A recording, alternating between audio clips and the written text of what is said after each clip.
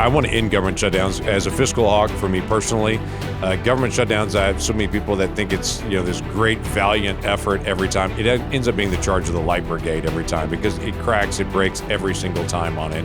It also spends more money every time. We literally lose money, taxpayer dollars, just poured down the drain. We're paying federal workers to be at home, not working.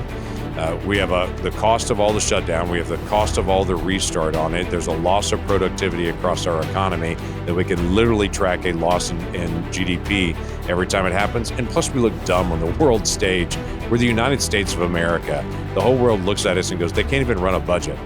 So it doesn't help us on that long term. So what I've done is I've created a bill that says if we get to the end of the fiscal year, September the 30th right now, if we get to the end of the fiscal year and we haven't got the 12 appropriation bills down, automatically a continuing resolution would kick in. Americans are capable of achieving extraordinary things when they have the freedom and opportunity to do so. This is American Potential. Hey everyone, welcome to the American Potential Podcast. I'm your host, David Fromm. The news cycle is heating up with talk of a possible government shutdown. When that happens, you'll hear about government workers and contractors not getting paid. But the effect of a shutdown trickles down to everyone. For example, a shutdown affects energy permitting, slows down passport and visa services, and delays student loan processing. It also slows down small business loans, which many entrepreneurs really rely on to get started. So one senator is pushing a bill to stop these shutdowns from happening. So why are we facing a government shutdown? At the end of every fiscal year, Congress is supposed to pass 12 appropriation bills. That sounds like a lot of jargon, but really, it's just the federal budget broken down into 12 areas. For example, some of the bills deal with defense or agriculture or national security or veterans affairs or energy and a lot of more areas.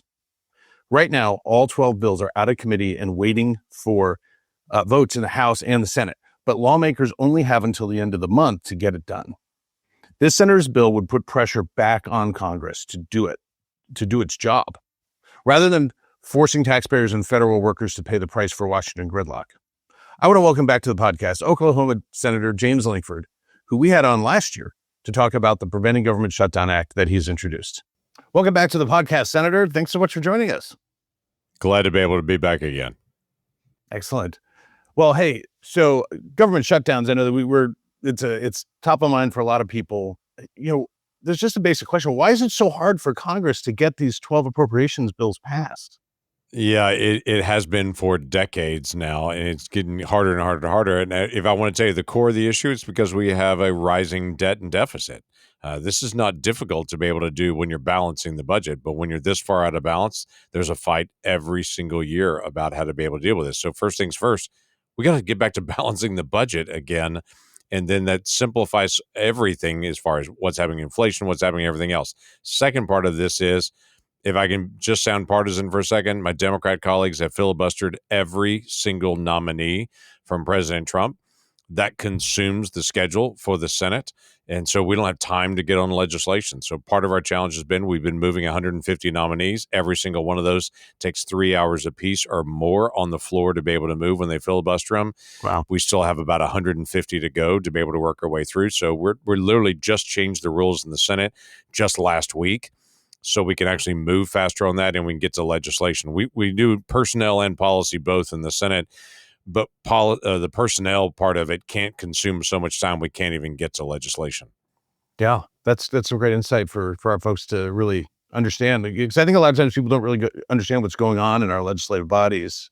Yeah. I want to go back to something you said, because I do want to talk about the Preventing Government Shutdown Act. But I think what I heard you say is that it's kind of a symptom of our rising debt and overspending. It is. With the Trump administration coming in, the Republican majorities, how do you feel about our trajectory or what's coming in the near future with regard to spending? So spending has been something we've taken on a little bit. We've done obviously tax policy. If you're going to balance budget, you got to be able to have a growing economy and you got to limit your spending. You got to have both. You're not going to have one without the other on it. So we've done a lot of work on the tax policy piece. We've done some on reducing spending. For instance, we did what was called a rescission package, a $9 billion during the year rescission that happened. That's the first time in about 3 decades that's actually occurred. So it's pretty rare to be able to have mid-year a reduction of spending. We did that this year. So there are some things we're actively doing to try to bring down spending. The big issues dealing with the entitlements and everything, we touched a little bit on the Medicaid side during the one big beautiful bill. That was adding work requirements and finding ways to be able to say, hey, we want Medicaid to get to people that need Medicaid, but it shouldn't go to people that are not qualified, and it shouldn't go to people that are literally just sitting at home and they could be working and getting employer provided health care rather than their neighbor providing their health care. So that's going to help long term. It's going to take some time to be able to make that shift, but there are some process things that are already in motion on that. But we are $2 trillion in overspending in a single year, $2 trillion. So that's not something we're going to fix in 1 year. We've got to be able to chip away on this over the next several years to be able to get us back to balance and then start paying down debt. But first things first, you got to start reducing your spending to do that. And that's part of the task that we're taking on right now. Yeah, amen. We've done a few episodes very recently on the things related to Medicaid and the rescission packages. We're really excited about the steps in the right direction on reducing spending. It's kind of like, someone's got a drinking problem. First steps to admit it, and then taking steps to not drink a little bit. So yeah, the first step's stop buying more. That would be a good first step for us to stop having it, buying it, putting it in your cart in the grocery store and bringing it home. So we have that challenge. The SNAP is another area on it where we change the structure on how the supplemental nutrition is done. That's going to do nothing but help us long term. Debt and deficit, just going to take some time to do it, but we're getting started. That's right. So the appropriation bills are out of the committee, but why does it take so long for the House and Senate to vote on them? Yeah. So if I go back to the Chuck Schumer time period, again, it sounds like I'm just being a gross partisan on this. Chuck Schumer never brought a single appropriation bill to the floor, not even for a vote. It would come to committee, and then he would basically put it in his office and say, at the end of the year, it'll all be negotiated out of my office. That's an absolutely terrible way to be able to do that. You'll hear people in the Senate talk about an open process. That's actually getting an appropriation bill on the floor, actually doing amendments, crazy as that sounds, having open debate on that, having a vote on it and passing it and being able to move from there. That can be done, should be done, but it's rarely done at this point. And there's a couple of reasons. One appropriation bill can take up to 2 weeks to do. If you've got 12 appropriation bills, that would be 24 weeks that it takes to actually move it across the floor. The bills don't even come out of committee until usually June. Well, then you got to have them all done by the end of September. There's literally not 24 weeks left to be able to get it done. So there's a couple of things that are here. Typically, they're combined. You'll put 2 or 3 together and try to move them together, which we did. We had 3 bills that we moved together. Once they came out of committee, amended it, had an open process, got those 3 done. But there's 9 still that haven't been brought to the floor at all yet. So the first things we really need to do is change the process of how we do this. We should have fewer bills come to the floor. We're not going to get 12 bills moving to the floor anymore. That's just not going to happen just time-wise on it. We should do 4 to 6 that come across the floor. They get amended, they get the process, but we know the structure of how they're going to come together. That's going to change in budget law for us to do that. But hello, we created the last process in 1974. We can recreate this one, and to say that might have worked in 1974, it hasn't worked in decades. So we need to be able to fix it in a way that structurally is going to work. There's several ideas about how to do that, how to change the budget process. The other one is obvious. If it seems like every year we do the budget, we have government shutdown fights at the end of September, and then we finally get it done in December. I look at this and say, why are we fighting gravity every single year? Let's actually do a calendar year rather than a fiscal year. When a new president comes in, their budget is due like the first week of March. Well, they barely got their staff on board. They came on the 20th of January. They're trying to get all their staff on board, trying to do every single agency's budget in that time period. We're always going to be behind on it. So do it in a calendar year. Then we can actually give time for the president to be able to make the proposal, what they want to do, give the House and the Senate time to fight it out, get it done when it's actually done on time every single year. But again, it's a structural change to be able to do that. I want to go to something you mentioned. You talked about how this, you don't want to sound partisan. Like you're a fiscal hawk. You're conservative. I'm unashamedly conservative. Yeah. But I also know like you're one of the most you're one of the leaders in the Senate, from my observation, of saying like, hey, we have to be able to communicate. We can't be hyper partisan. We need to communicate for the good of the American people. And I think you've been a real leader in the Senate on that. So I've appreciated that. I know that the tone that you try to strike as a senator is something, even just at Americans for Prosperity, that our team really appreciates, because I think it's getting us back to a productive relationship, hopefully. Yeah, I hope it does, David. Thanks. I appreciate that. I've never been convinced by somebody by them yelling and cussing me out. And on social media, you get more likes by being more sarcastic and angry, but don't get more actual friends that way. And right now, I don't want to just talk to just my fellow conservatives that believe like I do. I've got to convince some people that disagree with me, and I'm not going to convince people that disagree with me by belittling them. So for me, we have differences of opinion. I've got relationships on the left. They vote wrong all the time, but I still have open relationships and open dialogue with them on hard issues, and say, it doesn't help me to be just partisan and caustic in this, but I do want to be able to talk to you about something that I think is wrong. And sometimes you can actually move somebody to say, yeah, okay, we need to fix that. But we got a million issues: budgeting, permitting, all kinds of issues that we've got on energy policy. They're going to all require bipartisan votes. I can either make fun of the other side, or I can sit down with them and help convince them that they're wrong on that, and to say, how can we actually move on it? But I'm not going to move them if I'm just making fun of them. Yeah, I wish for more people on of your colleagues on both sides would also take some of that advice. So turning to the Preventing Government Shutdown Act, what does it actually do?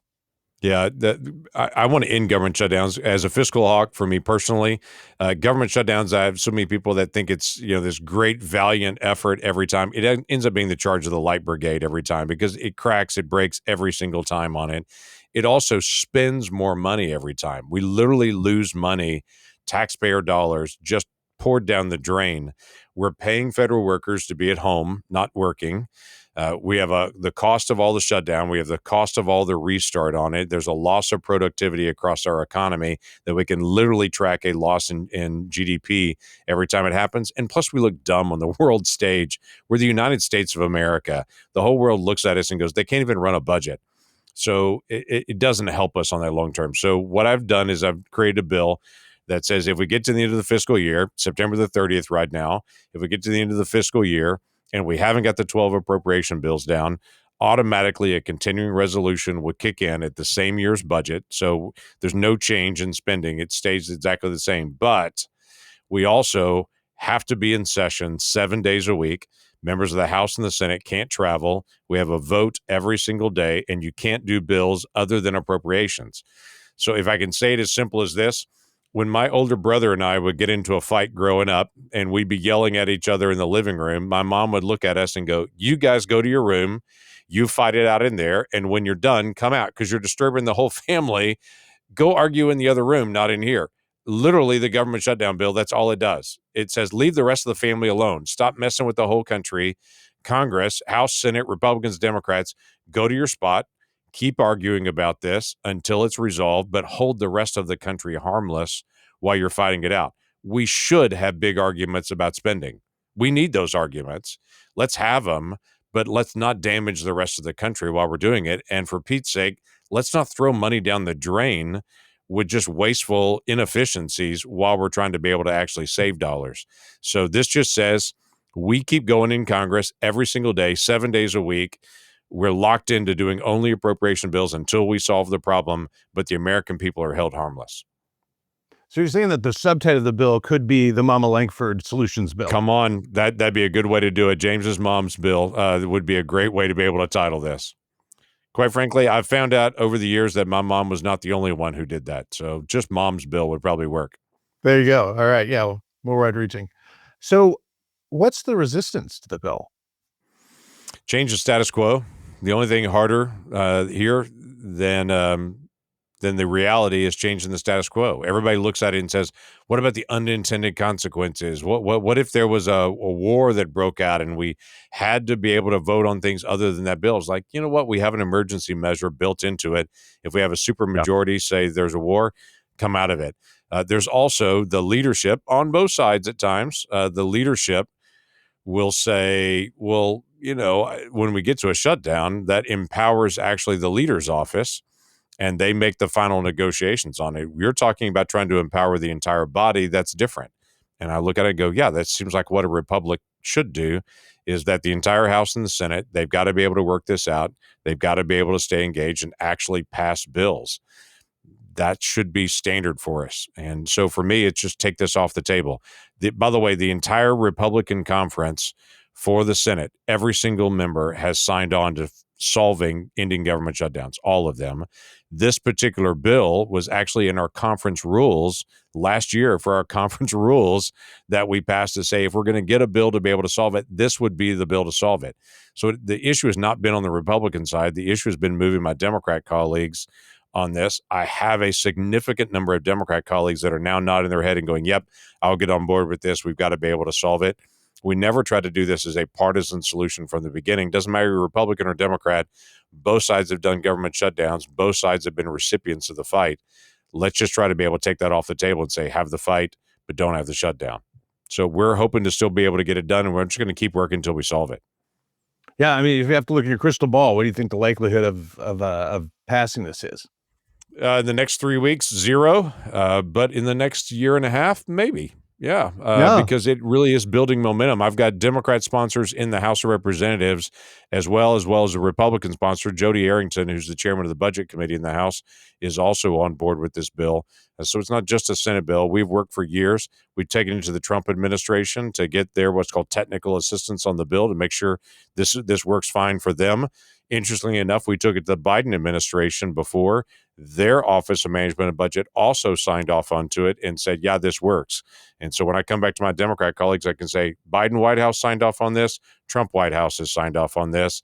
Can't be more bipartisan than that. Let's just solve the problem on it. Now, it doesn't solve all of our budget issues. It just solves the one issue. We can't have government shutdowns anymore because they do waste money and time and effort. Yeah, I mean, you've really talked about how this would make government work better or work less poorly, I guess. Maybe, as we come to the close eventually here, how would this bill affect Oklahomans or everyday Americans? What kind of difference would this maybe make in their lives? One of the things that I run into at home a lot is just folks that say, how come you guys can't do your job? Seriously, I'd get fired day to day if I work like you work. And I laugh and I say, we're a noisy country. We have 340 million people that all have different ideas, and it all gets expressed in Congress. But the budget work especially makes people mad.